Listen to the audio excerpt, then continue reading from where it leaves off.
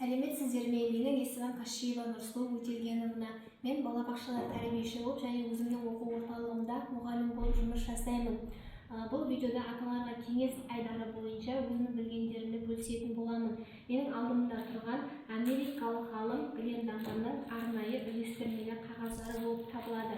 Яғни бұл қағаздарды біздер балаға 6 айынан бастап үйретуімізге болады. Балалар негізі заттарды суреттер арқылы есте сақтап алады. Мысалға мен қолымдағы осы көкөністер туралы қағаздарды алатын болсам, мінекей өзінің артында түсіндірмелі сөздігі бар.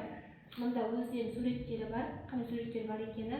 Одан кейін мына жерде аламын балаға. Баламызға белгілі сәбізді, одан кейін мінекей қиярды және картопты аламын. Бұның артында 3 түрлі тағы суреттер бар, алдында тағы 3 бар. Осы жерде балаға түсіндіремін, аттарын, атауларын айтамын. Осы жердегі бір суретті алып қаламын. Енді балаға айтамыз, осы жерде мен қандай суретті алып тастадым дейді. Ол бала міндетті түрде қиярды ол есте сақтап алады.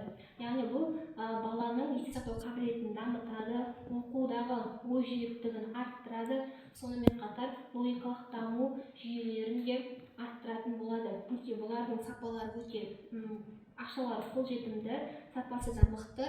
Осыларды алу бойынша балаға үйретулеріңізге болады. Бұл каналды алыстамаңыздар, тағы да міндетті түрде видеолар шығатын болады.